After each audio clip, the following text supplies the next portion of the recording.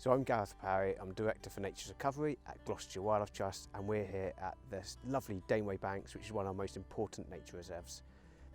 So the State Review was all about our response to the ecological emergency. Over the last 60 years, Gloucestershire Wildlife Trust has saved many special places like Daneway and the amazing wildlife it supports.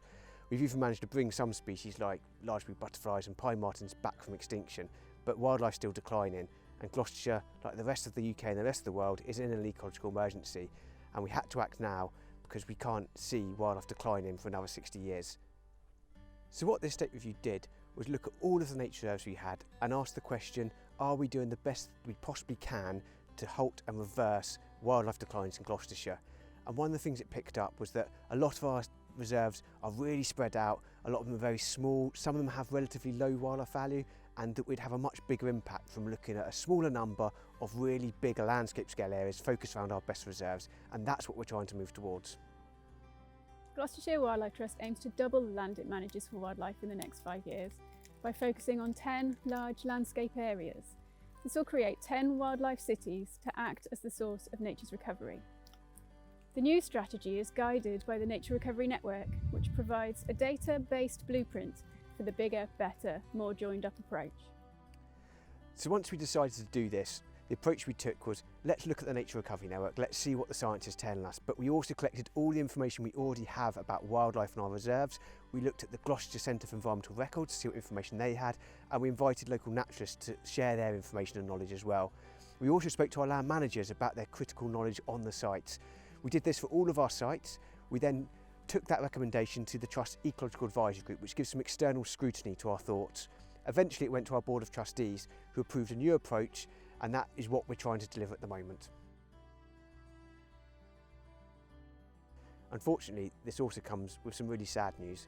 We can't deliver this fantastic landscape scale approach and create 10 wildlife cities and put nature into recovery, as well as doing everything we do at the moment.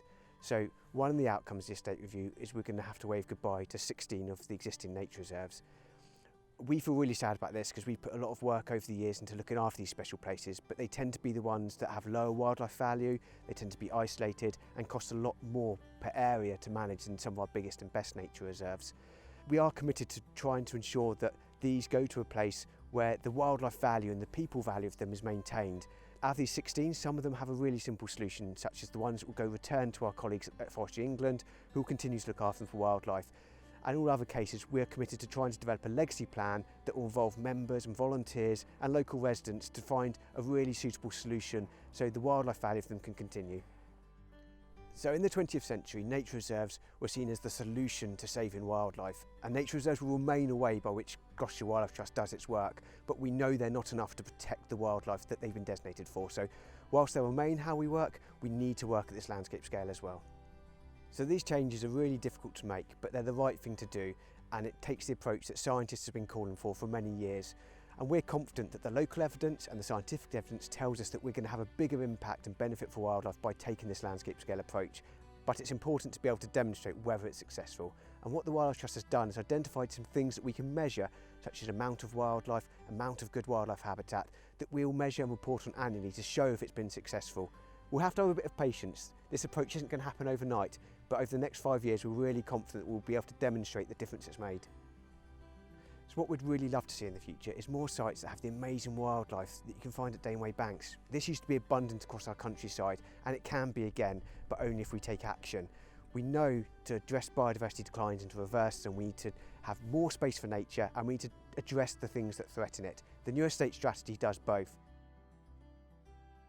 This is Gloucestershire Wildlife Trust's commitment to tackling the ecological emergency head on.